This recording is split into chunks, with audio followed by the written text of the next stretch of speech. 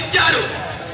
ఆ కేసు రాకుండా పోలీస్ స్టేషన్కి రాకుండా చేశారు. అది ఎవరైతే వాళ్ళకే చెందుతుంది, వాళ్ళ ఆత్మకు తెలుసు.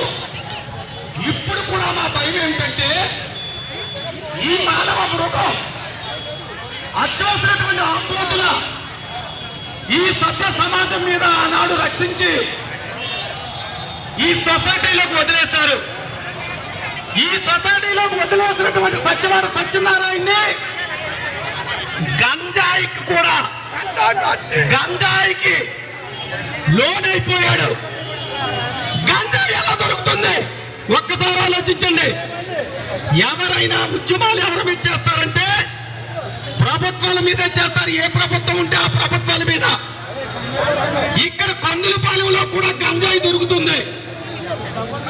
గందులు గంజాయికి ఎడిట్ అయిపోయి